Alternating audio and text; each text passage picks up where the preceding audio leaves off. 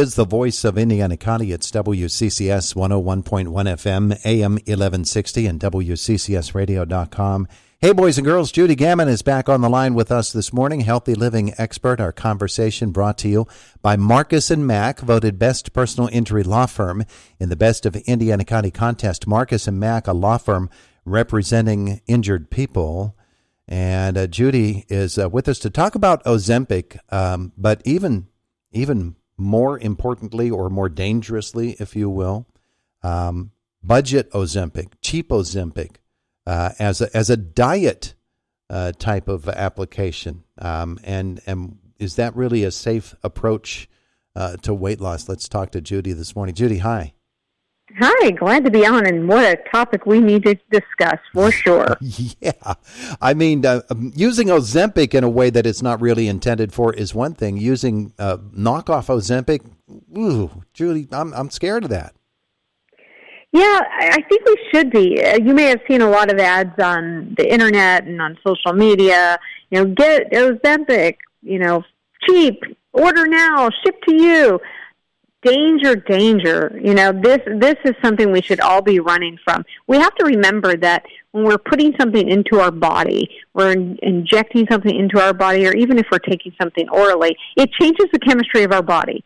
And it's really easy to get a hold of medications or pseudo-medications off of the internet that can really do a lot of harm. They can be contaminated. We've seen this time and time again.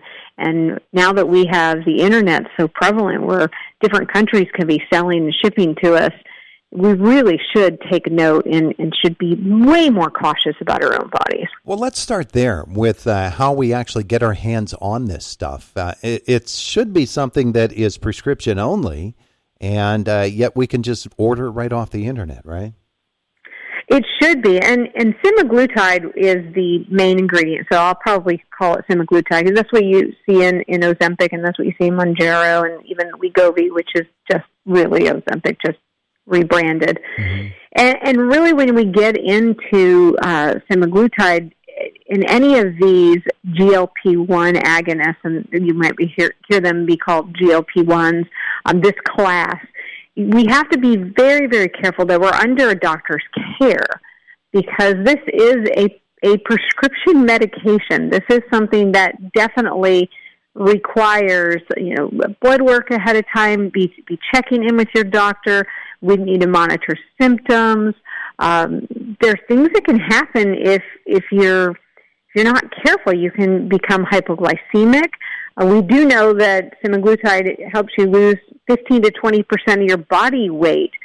So a lot of people that think they need this drug don't need to lose 15 to 20% of their body weight. So then we get into the danger zone. Yeah. And it's more popular than even we're hearing, isn't it? It's really popular. And, I hate to say it, but the Kardashians made it super popular. And because people want to do whatever it is that they're doing, so then they start talking about it, and then sure enough, everybody wants to do it, or it hits social media and becomes a bit of a trend. Now, there's a great use for this. In the medical field, we're using this to prevent diabetes. We're taking people that are pre-diabetic, people that have a lot of weight around the middle or weight around or fat around their organs, and we're able to turn their lifestyle around, but also turn their metabolism around and help turn their food that they're eating into energy and curb their appetite. So we can prevent diabetes with these. The problem is this is not a vanity drug, and people are using this like it's a vanity drug. Yeah, and I would guess that there's also the risk that they're not only using it in that way, but they're overusing it too. Yeah, we've seen that. People lose weight, and everyone says, "Oh gosh, you look so good. What are you doing? You look fabulous. Oh my gosh, I'm in a size 2 or 0 for the first time in my life."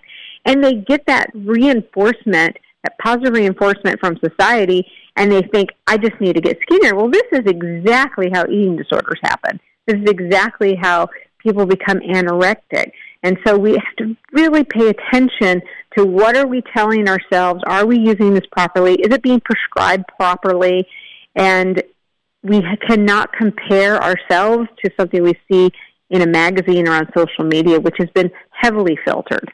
Judy is the CEO of Executive Medicine of Texas, and she joins us this morning from Dallas. Judy, so the question naturally is, what should we be doing? And especially those folks who say that it's too hard to exercise and diet properly. Well, I do think for some people, they really do believe that. They do believe that they can't control their weight. They do believe that it's hard to exercise. And this may very well be true. And sometimes semaglutide, just because it puts you into a state of ketosis and you're not having all those carb cravings and you're not having dumps of energy in that 4 o'clock slump, they're able to do these things. But you should never take any type of drug. We even saw this when people were getting their stomachs modified and such. You should never go down that road and think that it is a replacement for good nutrition and movement and exercise. I mean, that's just insane. There's so many benefits to exercise that go far beyond what you see on the scale. We need to stay healthy in our mind and our body, and exercise does that. So don't think this isn't something I can't do. Take a little step and then take another bigger step, and you can build up your tolerance to exercise. You just have to start somewhere. Judy, I'm sure doctors are very much against the misuse of Ozempic or of Ozempic knockoffs. Do insurance companies have those same concerns? I do believe that insurance companies are worried about it. It is an expensive drug.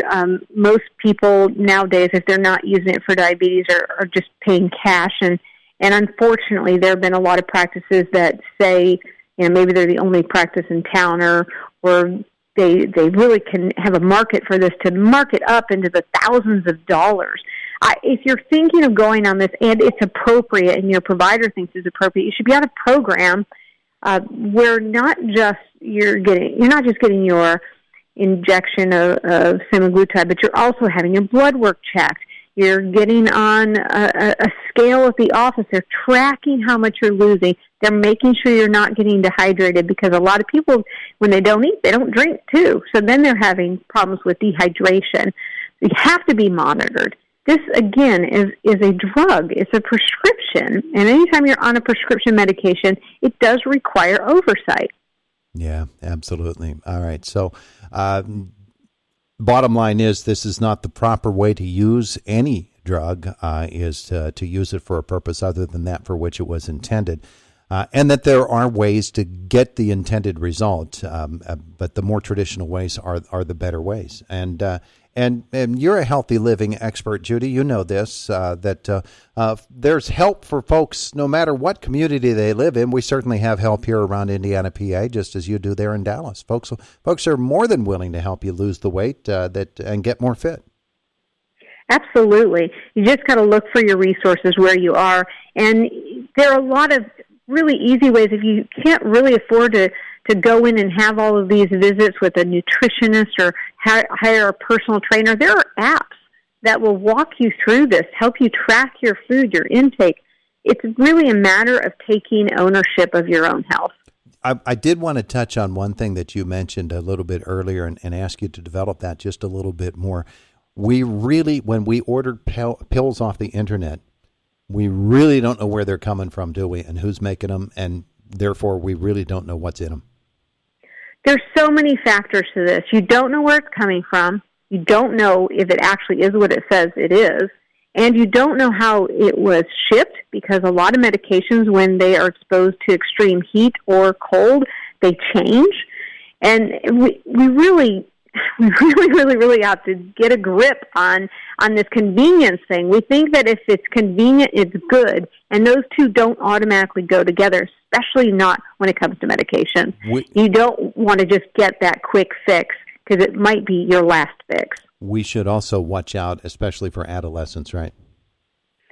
Oh, certainly. On TikTok, they have this really crazy thing going on where it's called Budget Ozempic, and they're encouraging these kids, these young girls and boys, to take laxatives as a way to lose weight, and comparing it, because they're just using linguistics, comparing it to the buzzword Ozempic.